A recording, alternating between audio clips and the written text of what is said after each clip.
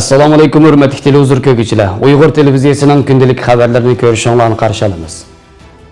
İstanbulda Sharq Turkiston shehidlar kechilik faoliyat o'tkazildi. Diplomat jurnalda Munavvar Abdullahning Uyg'urlar va Xitoydagi koronavirus nomli maqolasi e'lon qilindi.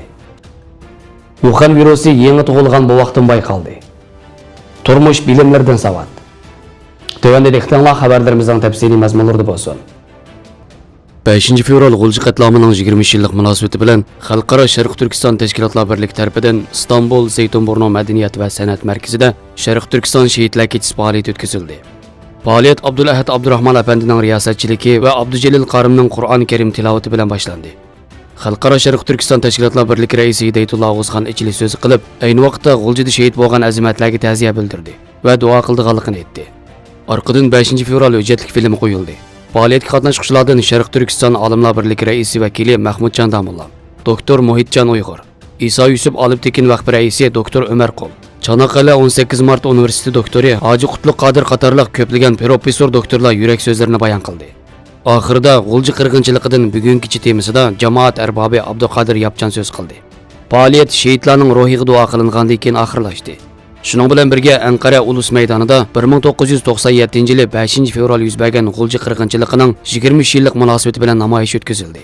Namoyishga Sharq Turkiston Milliy Majlis raisi Said Tumturk apandi, parlament a'zolari, turli siyosiy partiyalarning vakillari va minglagan Sharq Turkistonlik qatnashdi.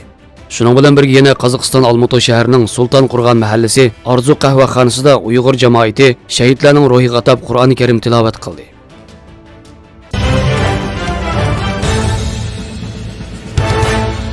Beşinci fevral günü Diplomat jurnalida Sharq Turkistondagi lager tutqunlarining Xitoyda keng yamrayotgan Wuhan virusi bilan yuqumlanishdan iborat tahdid ostida qolganligi tunishtirilgan bir parcha maqola e'lon qilindi.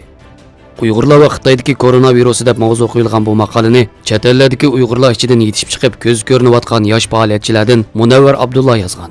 U maqolasida navbatda Xitoyda Wuhan virusi keng tarqalib, Sharq Turkistonda virus bilan yuqumlanuvchilar soni kundan-kunga ko'payayotganligini, har qaysi davlatlar buning qarta tadbirlarini olib, o'z fuqarolarini qo'g'dash uchun faol harakatga o'tgan bo'lsa-mu, ammo Sharq Turkiston deb ataladigan zamandagi Xitoy hukumat qurgan lagerlarda qamalib yotgan 3 milliondan ortiq tutqunning nazardan soqit qilinayotganligini afsuslanish ichida tilga olgan. U maqolasida Xitoyda virus tarqalib, butun o'lka shaharlarning kirish eg'izlari qamal qilingandimi, Sharq Turkistonga uchadigan havo yo'li, temir yo'l va tosh yo'l qatnashlarining to'xtab qolmaganligini, Sharq Turkistondagi yuqumlanuvchilar haqidagi haqiqiy ahvolni bilish mumkin bo'lmayotgan bir sharoitda lager tutqunlarining ahvolining intayin zo'r tahdid ostida ekanligini bildirgan. U aslida intayin nachar sharoit, qiyin qistoq va bosqinchilik qatorliq tragediyalar yuz berayotgan bu lagerlarda agar kasallik tarqalgan taqdirda Xitoy hokimiyatining hargizmi bu tutqunlarga yetarli davolanish, kutunish fursati bermaydiganligini, shunga lagerlarda zo'r ko'lamlik o'lim voqealari yuz berishining muqarrarligini eskartgan. Maqola avtori Munavvar yana Xitoy hokimiyatining Uyg'urlar qaratgan zo'r ko'lamlik tutqun harakatining ziyonkashlik uchirgan lager tutqunlarining Xitoydagi virus nomi qurboniga aylanmasligi kerakligini, buning uchun dunyo jamoatchiligi, bo'libmi Dunyo Sahiyya tashkiloti va boshqa sahiyya organlarining harakatga o'tish kerakligini eskartib, bu organlarga Sharq Turkistonga hay'at avatib, lager ichi va sirtidagi yuqumning ahvolini tekshirish va kerakli tadbirlarni elish, har qaysi hukumatlar va Birlashgan Davlatlar Tashkiloti bilan hamkorlashib, virus qarshi xalqaro kurash ramkasi ostida Xitoy hukumatiga lagerlarni taqash haqida besim ishiltish, lager ichi va sirtidagi yuqumlanuvchilarni davolash va tekshirish uchun kerakli tibbiy lozimatliklarni avatish qatorliq 3 muhim talabni o'tirib qo'ygan. Bu maqola bilan birga yana imzo qo'yish harakati boshlatilgan.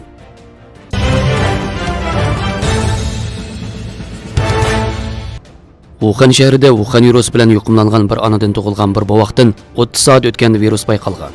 Xinhua agentligining xabar qilishicha, tug'ilganiga 30 soat bo'lgan bir bovoqning Wuhan virusi bilan yuqumlanganligini, mutaxassislar mazkur voqeaning yuqumlanishining homildorlik mazgili bilan tug'ut jarayonida yoki tug'utdan keyin onadan bovoqqa o'tadiganligini ko'rsatadigan tik yo'nalishlik o'tishning misoli bo'la oladiganligini, shundaqla bu bovoqning Wuhan virusi bilan yuqumlangan yeshi eng kichik yuqumlang'ich ekanligini e'lon qilgan.